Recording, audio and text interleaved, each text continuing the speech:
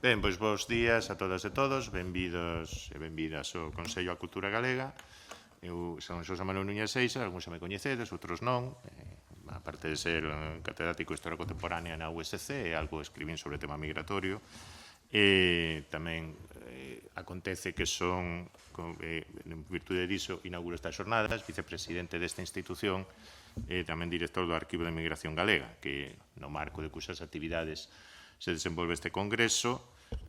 Hai que dicir que, para que non coñezades a institución, o Consello da Cultura Galega é unha institución peculiar dentro do que o entramado institucional de España das autonomías, pois é un organismo estatutario, fundado no 1983, cumprimos 40 anos o ano pasado, por tanto, responde perante o Parlamento de Galicia, pero é independente do poder político. E, por tanto, podémonos permitir moitas licenzas e tamén podémonos permitir, digamos, organizar actividades seguindo o noso propio criterio, como é o caso desta. Dentro do Consello sempre se prestou, dentro dos comezos, unha atención moi particular á diáspora galega en todas as súas manifestacións. Creouse uns anos despois, comezos dos 90, o Arquivo de Migración Galega, que é un arquivo e centro de estudos a SEMADE, onde se desenvolven investigacións, actividades de divulgación, exposicións. Temos feito tamén elaborado un proxecto de Museo da Emigración Galega que agardamos que algunha vez poida ser aplicado polas institucións correspondentes. E no marco do Arquivo de Emigración Galega, de cuxa comisión técnica fan parte, entre outros, o profesor Domínguez Castro, acollimos con moita satisfacción e entusiasmo a proposta que no seu día nos fixo chegar, tamén asinada polo profesor Xosé Ramón Rodríguez Lago, da Universidade de Vigo, igual que o profesor Domínguez Castro, celebrar un congreso sobre unha temática que toda agora apenas estudáramos, apenas contempláramos nas nosas actividades, que era precisamente, primeiro, as migracións de posguerra, da segunda posguerra mundial, e segundo, nomeadamente, a acción asistencial da Igrexa, sobre o tema Igrexa e migración noutros países, nomeadamente na Italia, como sabe o profesor Mateo Sanfilippo. E lembre que, cando hai como 25 anos, nos visitou o profesor Gian Fausto Rossoli, que en paz descanse, e nos falou na facultade naquele momento, acompaña o profesor Devoto, precisamente destas cuestións.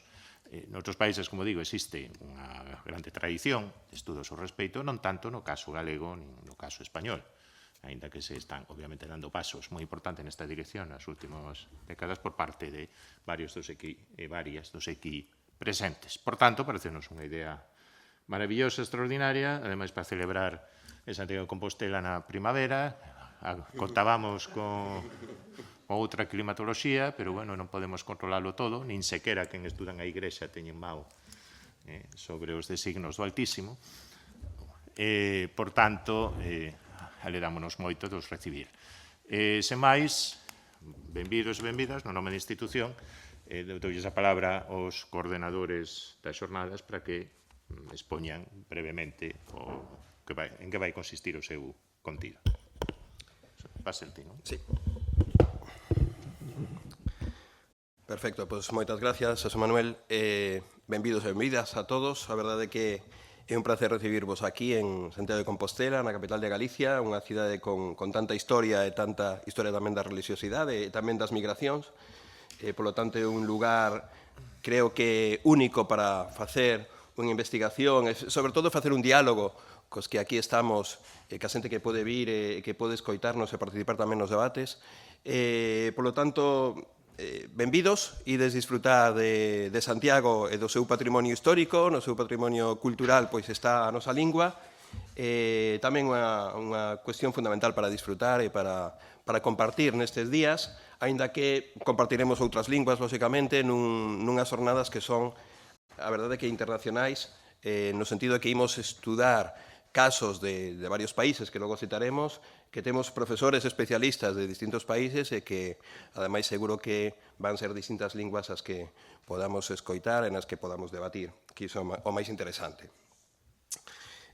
O primeiro que teño que decir despois da benvida é grazas. Grazas, sobre todo, ao Consello de Cultura Galega, porque é un auténtico luxo estar aquí, como podedes ver, non só polas infraestructuras, senón polo que significa simbólicamente o Consello de Cultura Galega para todos os galegos e máis alá de Galicia para todos os que temos unha preocupación universal pola cultura, polas súas actividades, porque estén aquí presentes eu diría, case que o seu pai inicial, que o profesor Ramón Villares, que tantas cousas fixo e fai na historia e fará, e tamén que este presente con nós aquí, Xosé Manuel Núñez Seixas, que, a verdade, pois, non necesita presentación, supoño, para ningún de nós, ou polo menos para calquera historiador en España ou fora de España.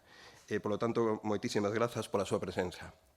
Dito isto, cales eran os obxectivos do noso programa cando teño que agradecer ao profesor Luís Domínguez Castro, que foi realmente o que tivo a iniciativa de facer estas jornadas.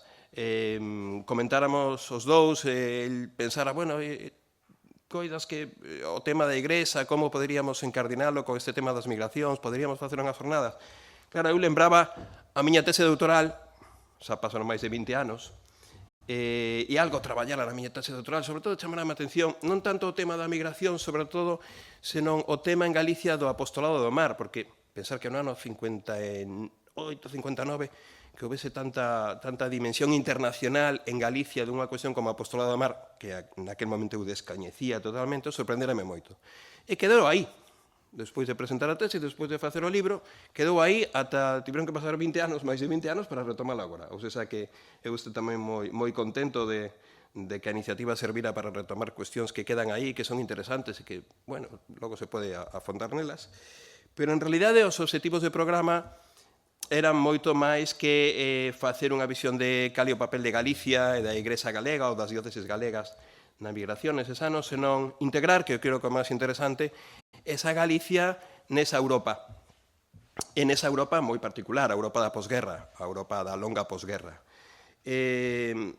Pareceme moi interesante porque, se non recordo mal, pois o título oficial do curso o título oficial das jornadas é Igrexas e migracións na Europa da posguerra. Sin embargo, na presentación colouse aquí, non sei se de alguma maneira, non sei, casual ou moi razonada, seguramente moi razonada, Igrexas e poboacións desplazadas na Europa da posguerra. Realmente, a min gustame moito máis este título porque, realmente, cando falamos de migración, non os historiadores, non os especialistas, pero realmente temos unha visión da migración, bueno, os migrantes económicos, etc.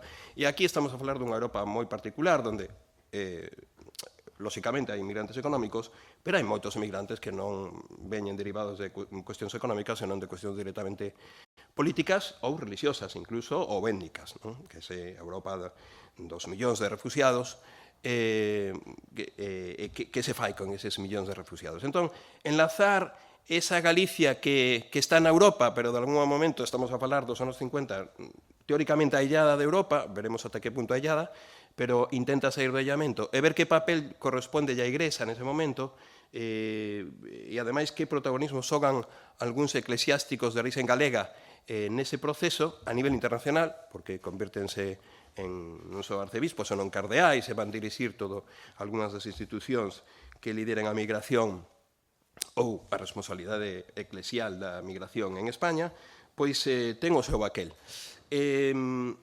Por unha parte isto, as poboacións desplazadas ampliar o marco non só a migración, senón refugiados, exiliados.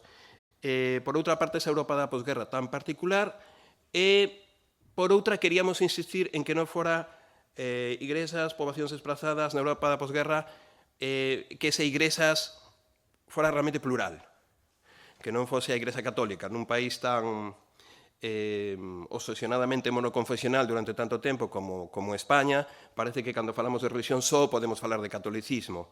Isto non é así para o caso de España e, por suposto, non é así para o caso de Europa, como sabemos, porque hai moito máis aló dentro da religiosidade, dentro do catolicismo. Entón, bueno, pois, ter un plantel de ponentes como que ao final temos aquí, que realmente consideran que é un plantel excelente, a reunión das persoas que estades hoxe aquí, especialistas de talla internacional, dos que logo falaremos porque iremos presentando a cada un deles, especialistas máis mozos, pero que prometen, máis mozos ou mozas, pero que prometen moito, desde logo, e que xa teñen unha obra publicada moi importante, pois seguro que vai dar lugar a debates moi interesantes e, polo tanto, moitas grazas a todos.